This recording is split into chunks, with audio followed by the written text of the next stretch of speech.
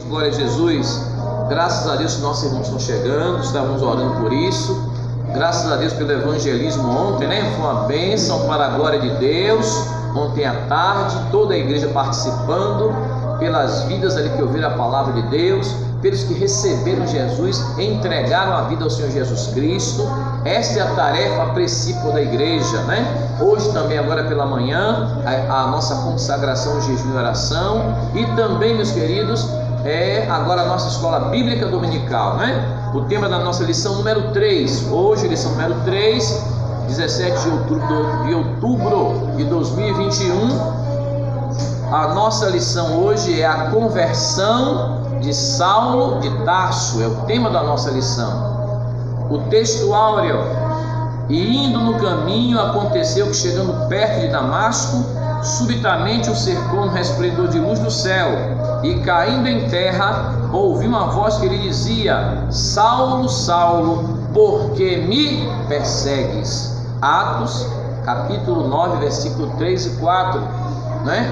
E o Senhor ali perguntou a Saulo: Saulo, por que me persegues? E Saulo respondeu: Senhor, quem és?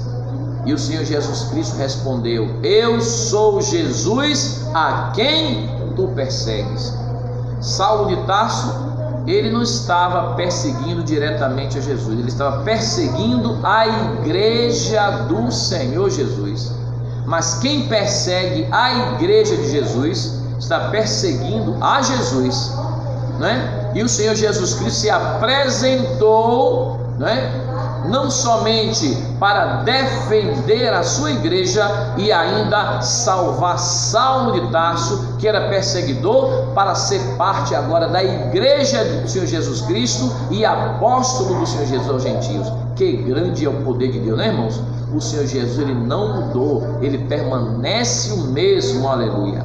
E a verdade prática, amados, diz: a verdadeira conversão a Cristo leva em conta o que? O arrependimento, a fé em Jesus e uma completa transformação no pensamento, na vontade e na ação do homem. Deus opera de uma forma completa, transformando o velho homem num novo homem, a velha criatura numa nova criatura. Quem está em Cristo, nova criatura é. As coisas velhas já passaram, eis que tudo se fez novo. E agora esse novo homem em Cristo Jesus, revestido pelo Espírito Santo, para nas suas ações, nas suas atitudes, dar muito fruto para a glória de Deus. A introdução da nossa lição, queridos, diz: a conversão de Saulo de Tarso, indiscutivelmente, foi um dos mais importantes acontecimentos da história do cristianismo. Saulo tornou-se um dos mais célebres defensores da doutrina de Cristo.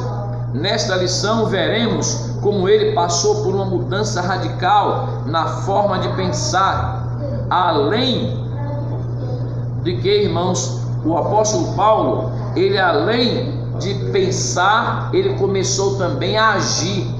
Saulo de Tarso, ele não ficou parado, ele se tornou um apóstolo de nosso Senhor Jesus Cristo, né? Que ele teve esse encontro com Jesus onde? No caminho de Damasco. De um modo poderoso, Jesus chamou a razão e o entendimento de Saulo, e este mudou de atitude por meio de uma essa impactante experiência que aconteceu, uma experiência sobrenatural. Paulo foi impactado pelo encontro com Jesus, foi uma experiência impactante, uma experiência sobrenatural com o Senhor Jesus Cristo no caminho de Damasco. Assim, se por um lado Cristo tomou a iniciativa, por outro lado, Saulo respondeu com arrependimento, fé e uma verdadeira conversão, entregando-se nas mãos do Senhor Jesus. Amém, irmãos? Que grande exemplo para nós. O comentário 1 nos diz: a conversão de Saulo um ato da graça de Deus. E é verdade.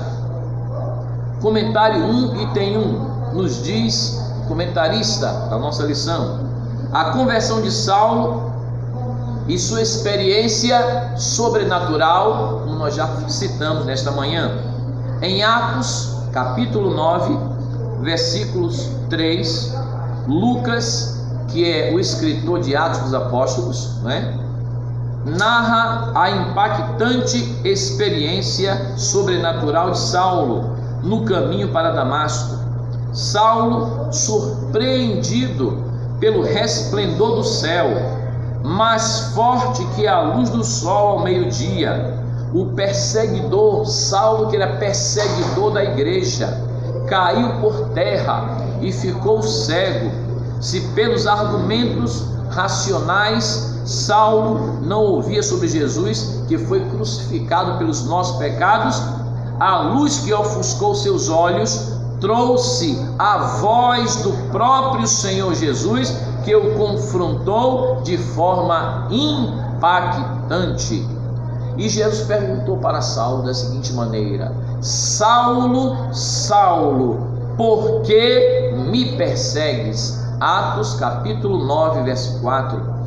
Com sua ida para Damasco, Saulo, o perseguidor, tinha a intenção de acabar de vez com os seguidores de Jesus, com a igreja do Senhor Jesus, mas foi surpreendido por uma experiência sobrenatural pela qual nunca havia passado.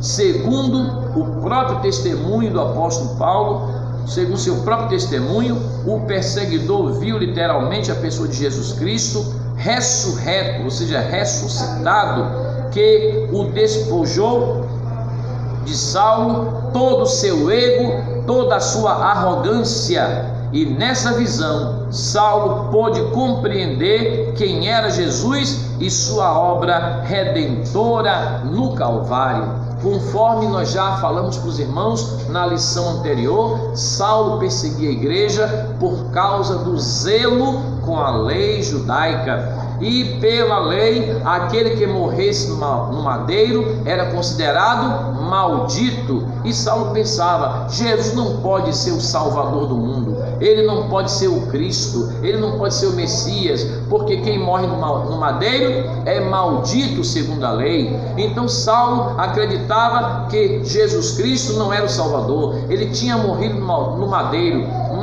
Maldito o homem que sofresse a morte no madeiro. E Jesus foi crucificado. Ele não entendia que Jesus se fez maldição por nós. Jesus não cometeu nenhum pecado. Jesus era varão perfeito, aprovado em palavras e em obras.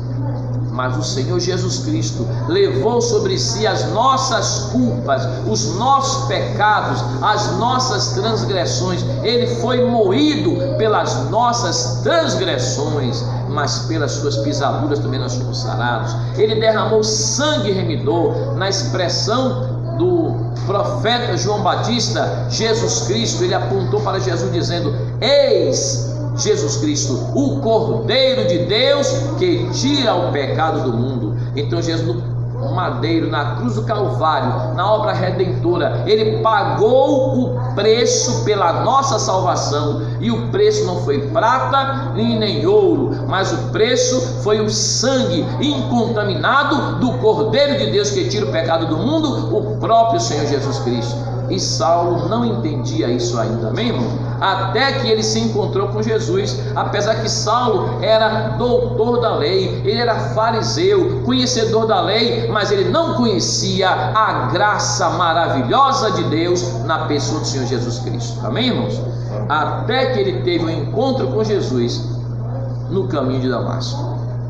Comentário 1, queridos, item 1, nós já falamos. Agora o item 2. O item 2 diz: a iniciativa de Jesus para transformar a mente de Saulo. Só Jesus, né, irmão? Tem pessoas que dizem: aquela pessoa para servir Jesus não tem condição. Irmão, Jesus é maravilhoso. Ele é o mesmo ontem, hoje, eternamente. O seu poder não mudou. A iniciativa de Jesus para transformar a mente de Saulo. E Jesus transformou de forma maravilhosa. O impacto da visão resplandecente no caminho para Damasco tomou Saulo de surpresa. Sob o efeito do sucesso em Jerusalém, que Saulo tinha perseguido a igreja em Jerusalém contra os seguidores de Cristo, imbuído de uma coragem irracional e bem relacionado com os sacerdotes, com a casta sacerdotal, Saulo havia pedido carta branca das autoridades religiosas de Jerusalém para perseguir os seguidores de Jesus, para perseguir a igreja de Jesus com o mesmo rigor em Damasco, ou seja, fora de Israel. Damasco, capital da Síria, né? Damasco, capital da Síria, fora de Israel. Ele estava perseguindo agora o povo de Deus além das fronteiras de Israel. Entretanto, dada a dureza do coração de Saulo, o Senhor Jesus Cristo tomou a iniciativa de sacudir a sua estrutura física, psicológica, espiritual. O Senhor Jesus agindo pessoalmente na direção de Saulo quando ele ia para Damasco. O comentário 1 item 3 diz: a graça salvadora se manifestou a Saulo. E quem é a graça salvadora? O próprio Senhor Jesus Cristo. Eu sempre defino para a igreja: Jesus Cristo, ele é a graça especialíssima de Deus. A maior e melhor manifestação da graça de Deus foi na vida do próprio Senhor Jesus Cristo, quando Deus enviou seu Filho ao mundo.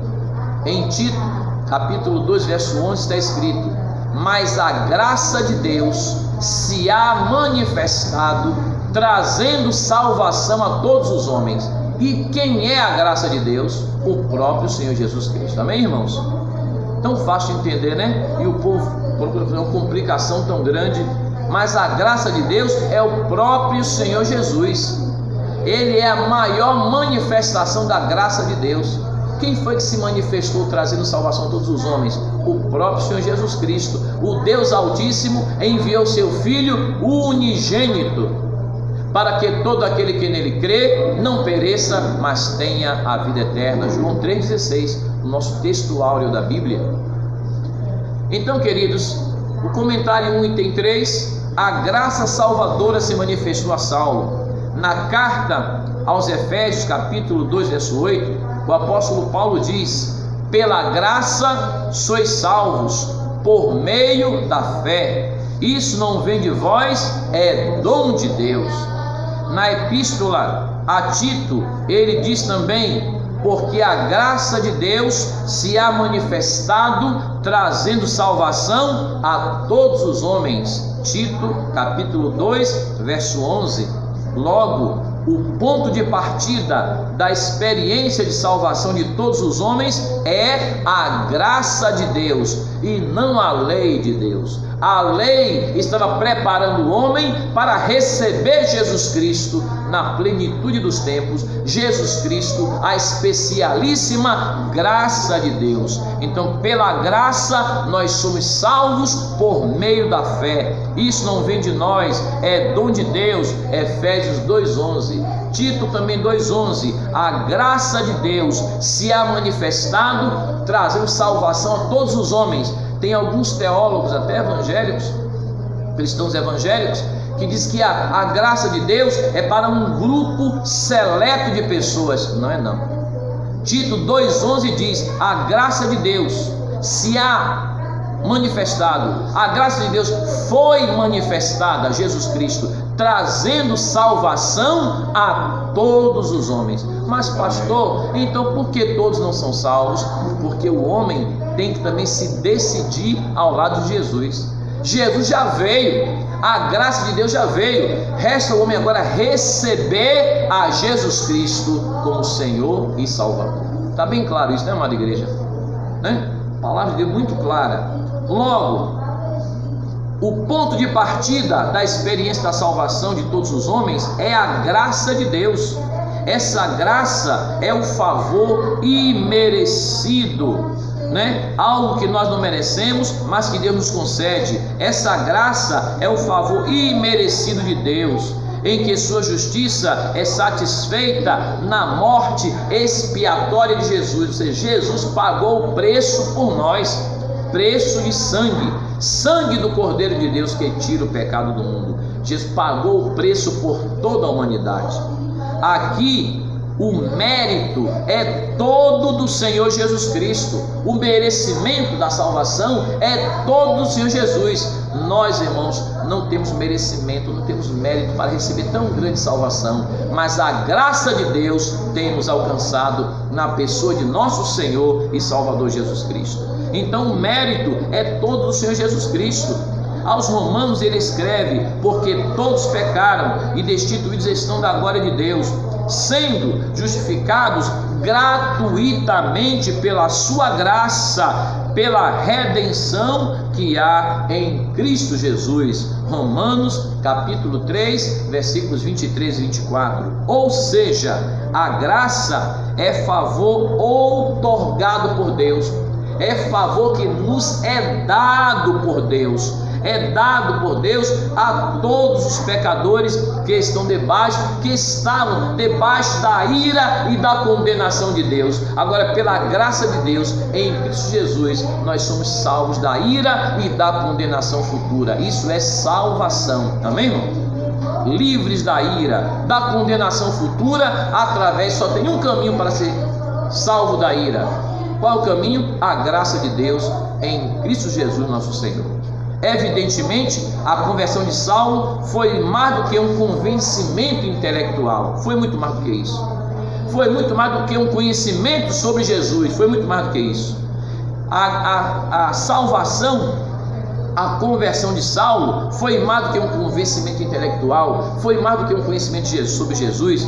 Essa conversão de Saulo foi fruto da obra regeneradora do Espírito Santo na vida de Saulo, que o convenceu naquele momento de que Jesus Cristo não estava morto. Saulo pensava que Jesus estava morto, que os discípulos estavam mentindo quando dizia que Jesus havia sido ressuscitado. Os próprios sacerdotes mentiam. Os sacerdotes diziam que os discípulos tinham roubado o corpo de Jesus, que Jesus não estava vivo, e Saulo acreditava nos sacerdotes, até que ele se encontrou pessoalmente com Jesus. Senhor, quem és? E Jesus disse: eu sou Jesus a quem tu persegues.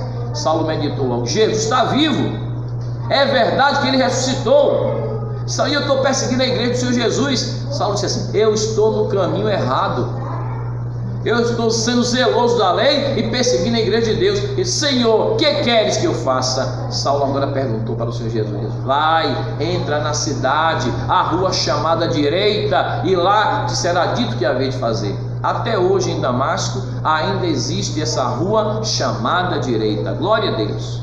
Amados irmãos, então o Espírito Santo, com a obra regeneradora, levando Saulo a confessar a Jesus Cristo, que era Senhor e Salvador da sua vida. Saulo não somente confessou, não somente recebeu Jesus, se arrependeu, mas se converteu e entregou sua vida, as suas atitudes, as suas ações para a glória do Senhor Jesus, como nos diz a verdade prática. Eu vou até relembrar com a amada igreja a verdade prática. A verdadeira conversão ao Senhor Jesus Cristo leva em conta o arrependimento, a fé em Jesus e uma completa transformação do pensamento, da vontade e da ação e atitudes do homem. Amém, irmãos?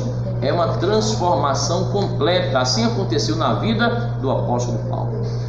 Queridos, o comentário de número 2. Comentário número 2.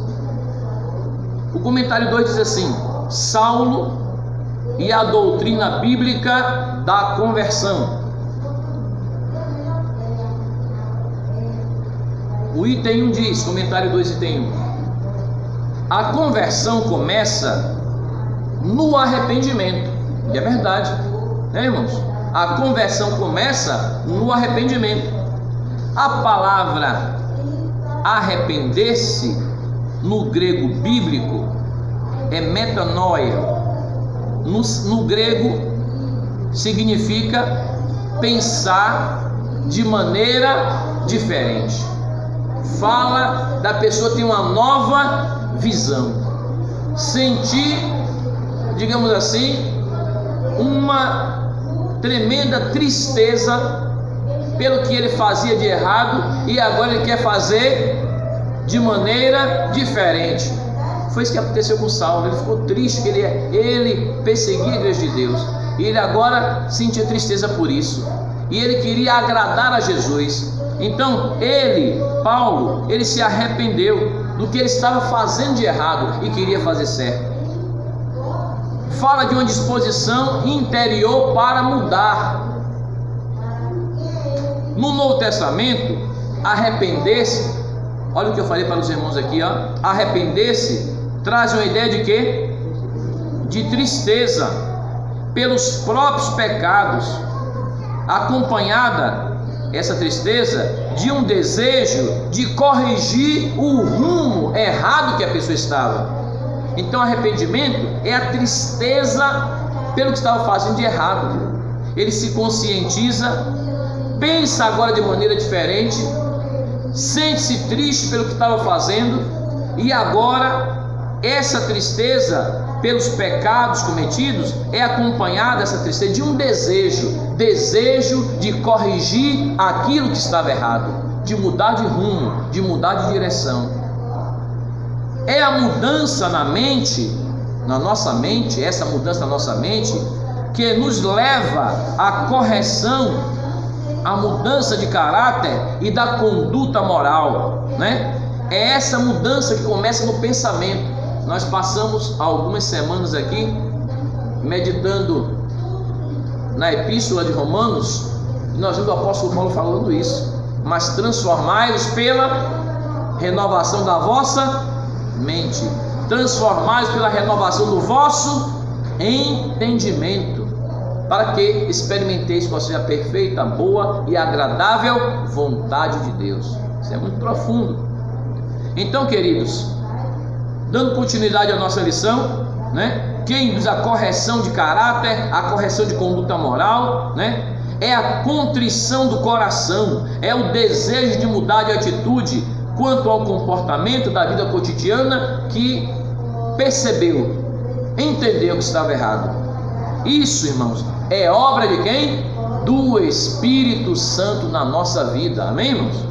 É Ele que convence o homem, é o Espírito Santo que convence o homem do pecado, aí vem a tristeza, que é do pecado, da justiça, que agora eu quero ser justo diante de Deus, e do juízo, para ser livre do juízo de Deus, amém, queridos?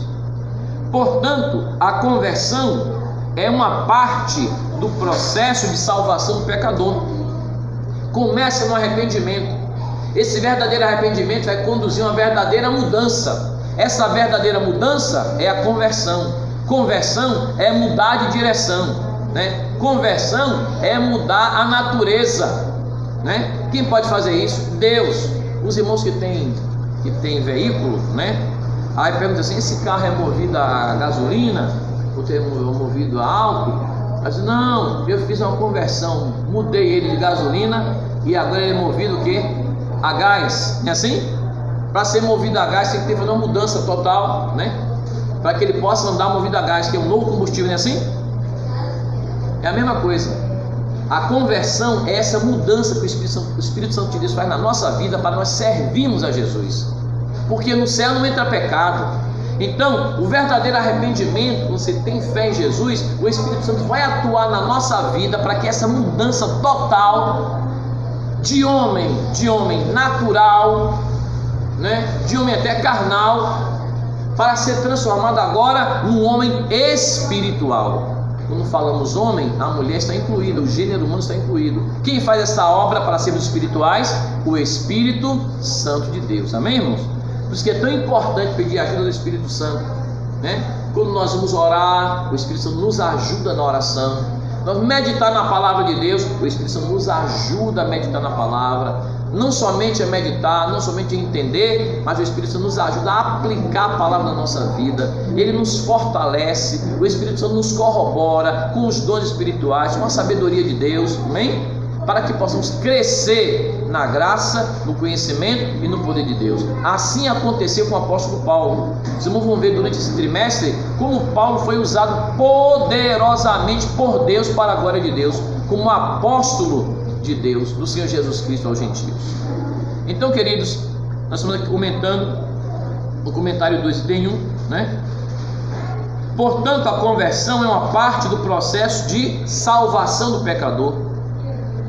Ela, a conversão, assinala o início do despojamento do velho homem e aponta para o revestimento do novo homem. Efésios capítulo 4, versículo 22 e 24.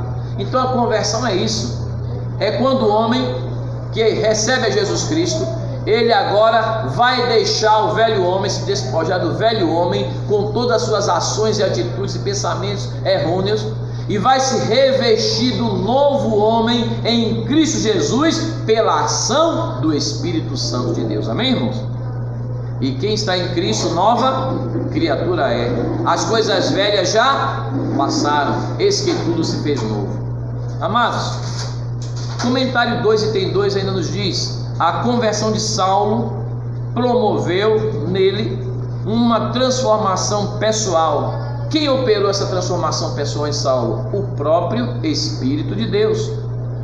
Foi o que aconteceu com Saulo, pois a luz do resplendor do céu cegou-lhe os olhos carnais e o fez ver Jesus Cristo não morto, mas fez ver Jesus Cristo ressuscitado. Amém? Fez ver Cristo ressurreto. Fez ver não um Cristo, como muita gente está ainda olhando para uma cruz e bota uma imagem de Jesus pendurado na cruz. Jesus não está pendurado em cruz nenhuma, ele já ressuscitou. Ele já me dado todo o poder no céu e na terra. Ressuscitou, está vivo, assentado à direita de Deus, intercedendo por nós. Amém, irmãos? Cristo ressurreto, Cristo ressuscitado. Então, Paulo agora enxergou Cristo ressuscitado, abrindo-lhe os olhos espirituais para conhecê-lo como Senhor e Salvador. Essa experiência sobrenatural e impactante o fez indagar o Cristo ressuscitado sobre o que deveria fazer. De uma vontade de um homem que era um homem com a vontade egoísta, Saulo que era um homem arrogante, Saulo que era um homem individualista, Saulo agora demonstra completa resignação à vontade soberana de Cristo. Senhor, que queres que eu faça? Amém, irmãos? Isso é que tem que acontecer na nossa vida, deixarmos que, como disse o apóstolo Paulo, não mais vivo eu, mas Cristo vive em mim. O comentário 2:3 diz: a conversão faz parte da doutrina bíblica da salvação. Eu quero fazer aqui um breve parêntese, e tem muitas pessoas que estão frequentando as igrejas, mas não são convertidos. E muitas vezes, quando se prega de conversão, de mudança daquela velha maneira de viver do velho homem, nos seus delitos e pecados, eles até frequentam a igreja e acham que pelo fato de frequentar estão trazendo para si algum privilégio. Não estão, não. Porque o homem tem que receber Jesus como Senhor e Salvador, arrepender-se e converter-se, diz o apóstolo Pedro. Arrependei-vos e convertei-vos, para que sejam perdoados os vossos pecados e experimenteis o refrigério pela presença do Senhor. Esse negócio de frequentar a igreja e ser amigo do evangelho não salva ninguém, não. O homem tem que entregar a vida para Jesus, se arrepender dos pecados e dizer: Senhor, eu me arrependo dos meus pecados, entrego minha vida nas tuas mãos e quero ser um novo homem, como diz a Bíblia. Quem está em Cristo, nova criatura é. As coisas velhas já passaram, eis que tudo se fez novo. Por que tem que abandonar o pecado, pastor? Porque Jesus vem nos buscar, irmãos. E no céu não entra pecado, nem pecadão, nem pecadinho. Não tem negócio de, porque é um pecador, outro é pecadinho. Que eu podia dizer, eu não estou roubando, eu não estou matando, eu não estou prostituindo. Mas não é só roubar, matar, prostituir que é pecado. Temos que abandonar tudo aquilo que é contrário à palavra de Deus. Viu? Sermos libertos de tudo. Outro dia estava falando aqui sobre falar a verdade. E é tão importante isso, pastor, é porque a mentira é pecado. Pastor, uma mentirinha para se defender está repreendida em nome do Senhor Jesus Cristo. E muitas vezes o inimigo faz isso porque o cristão, servo de Deus, ele não vai roubar, ele não vai matar, não vai prostituir, mas de repente, lá no emprego, o patrão diz assim, olha, você vai mentir aqui, você vai dizer isso assim, patrão, você me perdoe, eu sou um servo de Deus. Se o senhor quiser alguém para mentir, o senhor procure outro, porque se alguém me perguntar, o senhor sabe que eu vou falar a verdade em nome de Jesus. Porque o nosso compromisso é para morar no céu, não é verdade, irmãos? Nós não podemos negociar com a nossa salvação. Já contei aqui para os irmãos isso. Eu trabalhava numa empresa e o diretor da empresa ele fez isso. Ele não queria falar com o prefeito daquela cidade, do interior. E eu trabalhava como gerente de um determinado departamento da empresa. E então ele disse assim: você vai mentir, dizer que eu não estou aqui. Eu disse: Jesus, me cobre com teu sangue, Senhor. Mas se o prefeito perguntar, eu vou falar a verdade. Eu tentei resolver de todas as formas. O prefeito veio, né? E a minha sala era de frente para a sala da diretoria. E conversou comigo, ele disse: olha, vamos tentar resolver todas as formas. Anotei tudo para resolver. Mas o prefeito falou: seu Arlindo, me perdoe, mas eu já vim aqui várias vezes, não foi resolvido. E eu só saio hoje aqui depois que eu falar com o diretor da empresa, o senhor fulano de tal, que é o diretor. Ele disse: mas eu estou dizendo ao senhor que eu vou passar para ele, eu vou resolver tudo. Não, senhor, eu não posso, me perdoe, mas eu só saio daqui depois que eu falar com ele. Aí ele virou para mim assim, fez: e o diretor está, senhor Arlindo? Está sim, era aquela porta dali da frente. Ainda fui lá, abri a porta, e aí bati na porta: senhor diretor, o prefeito de tal cidade quer falar com o senhor. O diretor olhou assim para mim, ele entrou, sentou, eu menti. Eu preciso do emprego, tudo, mas maior é Jesus, irmão, para nos guardar e nos livrar.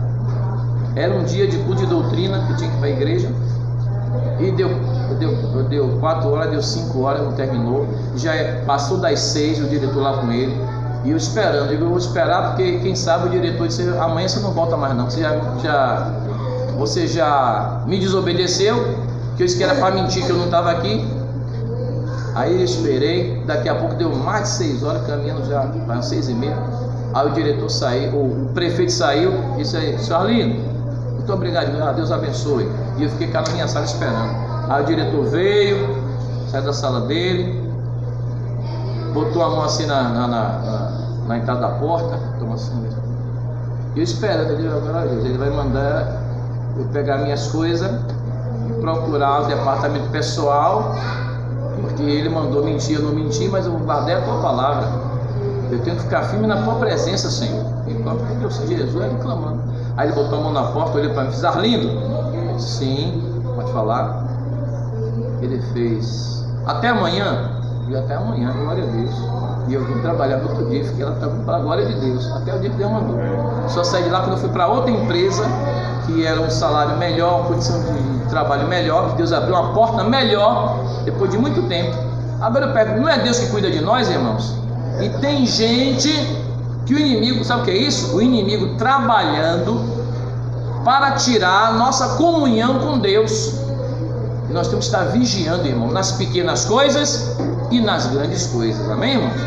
Vamos ficar firmes na rocha que é Jesus. Deus é maravilhoso. O Espírito Santo foi derramado sobre a igreja para nos revestir, né, irmão, de autoridade, poder, unção, e também para nos regenerar. Essa transformação no nosso caráter para melhor. Irmãos, eu nunca vi Jesus mudar alguém para pior. Jesus só transforma para melhor. Foi o que aconteceu na vida de Saulo, o apóstolo Paulo. Amados, então a conversão faz parte da doutrina bíblica. Está na palavra de Deus. Essa mudança tem que acontecer do velho homem num novo homem em Cristo Jesus. Aqui diz assim: o choque da experiência sobrenatural do resplendor de luz sobre os olhos de Saulo transformou ele naquele momento, a mente dele, levando-o a reconhecer, quando ele ouviu a voz de Cristo, que outrora ele tanto rejeitava, agora o fazia ser apóstolo de Cristo. Como vimos, a verdadeira conversão é a que nasce da tristeza para com o pecado e o reconhecimento de que o homem precisa dar meia volta para Deus, ou seja, mudar a direção. Essa meia volta estava andando a passo largo para a perdição, vai mudar a direção, dar meia volta e andar em direção aos céus. Amém, irmãos? Essa transformação, essa conversão. Então, que dá meia volta para Deus é uma mudança que tem raízes na obra o quê? Regeneradora do Espírito Santo, efetuada na vida do pecador. Aí outra doutrina também, a doutrina da regeneração. O Espírito Santo, ele vai transformando tudo que estava velho, acabado, desgastado, ele transforma em novo. Oh, aleluias! Agora o velho homem é um novo homem em Cristo Jesus. Quando a pessoa olha para aquela pessoa, mas que mudança foi aquela? O que foi aquilo? Foi Jesus. Ele recebeu Jesus como Senhor e Salvador, recebeu o senhorio de Cristo, adora Jesus Cristo. E quem adora a Jesus em espírito e em verdade, o Espírito Santo acha lugar para operar em nossas vidas. Amém, irmãos? Da mesma forma que quem não adora Jesus, quem vive até mesmo blasfemando, não pode. Quem vive se levantando, perseguindo a Jesus, ele não vai receber a ajuda do Espírito Santo. Só vai receber a ajuda do Espírito Santo para ser transformado se receber Jesus Cristo como Senhor e Salvador. Por isso, a Bíblia ainda fala, o Deus Altíssimo fala: se hoje ouvirdes a sua voz, não endureçais o vosso coração. Muitos pereceram no deserto, quando Moisés estava conduzindo o povo para Canaã, porque Moisés trazia a mensagem de Deus e eles endureciam o coração para a palavra de Deus. Irmãos, não vamos endurecer o nosso coração, vamos dar lugar à palavra de Deus, dar lugar ao Senhor Jesus Cristo e deixar que o Espírito Santo faça a obra da regeneração em nossas vidas. Amém, irmãos? Então, queridos, é uma mudança. A conversão é uma doutrina bíblica. A conversão é uma doutrina bíblica e é uma mudança que tem raízes na obra regeneradora do Espírito Santo, efetuada na vida do pecador. Como obra de Deus, a conversão é uma manifestação externa de regeneração operada pelo Espírito no interior do homem, que implica mudança de pensamento, mudança de vontade, mudança de atitude, mudança de ação, uma mudança que altera todo o curso da vida do pecador, que estava andando a passos largos para a perdição e agora começa a andar em direção aos céus. Amém, irmãos? Então, conversão, na vida do pecador é um ato divino pelo qual Deus faz com que o pecador, pela ação do Espírito Santo, o homem volte para Deus em arrependimento e fé. Portanto, uma verdadeira conversão revela uma poderosa transformação na vida do homem convertido pelo Espírito Santo. Amém, irmãos? Glória a Deus. Comentário de número 3. Glória a Deus. As 3 faculdades interiores transformadas na conversão do homem. A primeira faculdade é intelectual. Nesse campo, o homem muda o seu modo de pensar, reconhece sua condição de pecador. A Bíblia chama isso de conhecimento do pecado, conforme Romanos 3:20. Por isso nenhuma carne será justificada diante de Deus. Pelas obras da lei não vai ser justificada, porque pela lei veio o conhecimento do pecado. Mas a faculdade também aqui das emoções, é alcançada pela transformação da conversão. Faculdade das emoções. Nesse campo da alma, o pecador experimenta uma mudança de sentimentos na vida interior. onde se manifesta a tristeza pelo pecado, né? Contra um desejo santo e justo, porque Deus quer que nós sejamos santos e justos, e quando nós vivemos no pecado, né? Isso nos afasta de Deus. Quando o homem recebe o arrependimento, a verdadeira conversão, o arrependimento é isso, é a tristeza pelo pecado que estava, e agora a necessidade da mudança, né? Para ser um novo homem em Cristo Jesus, pela ação do Espírito Santo. Então, irmãos, está escrito: porque a tristeza, segundo Deus, opera para arrependimento, para salvação, da qual ninguém se arrepende, mas a tristeza do mundo opera para a morte. No Antigo Testamento, o salmista Davi demonstra tristeza pelo seu pecado, e ele roga a Deus misericórdia no Salmo 51.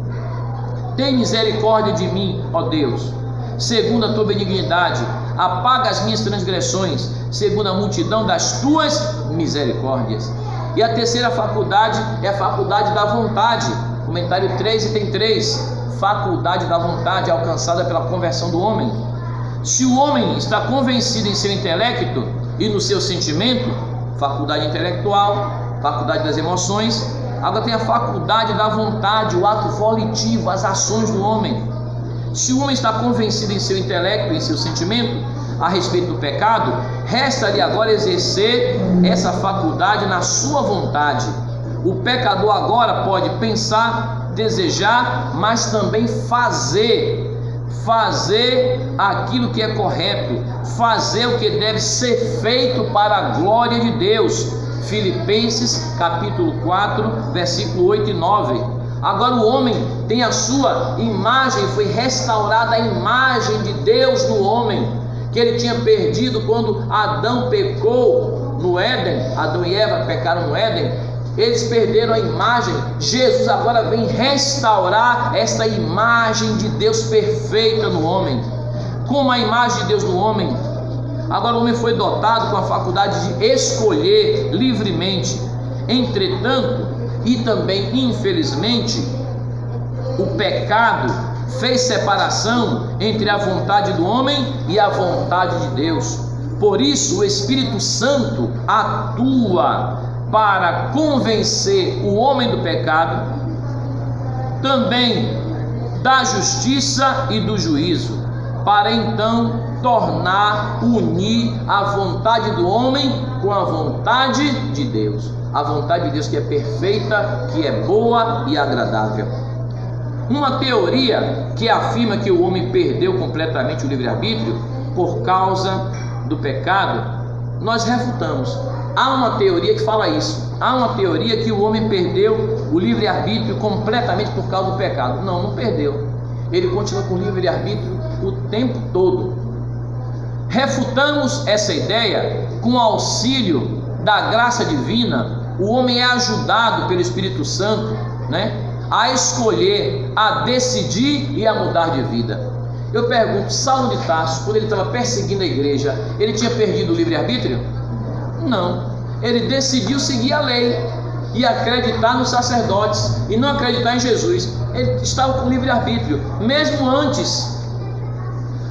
O homem que está no seu pecado, ele está desobedecendo a Deus, ele está agindo da forma que ele pensa, que ele acha melhor. Ele perdeu o livre-arbítrio? Não, ele continua com o direito de escolha. Agora, quando ele dá lugar ao Senhor Jesus Cristo, se arrepende dos seus pecados, dá lugar à salvação que Jesus veio trazer, a graça salvadora de Deus, o Espírito Santo vai atuar no homem, fazendo a obra da regeneração, porque ele decidiu entregar a vida a Jesus. O apóstolo disse que o Espírito Santo ainda não havia descido, porque o nome de Jesus ainda não havia sido glorificado. Quando alguém começa a glorificar a Cristo, recebe Jesus Cristo como Senhor e Salvador, o Espírito Santo atua fazendo uma obra completa, não só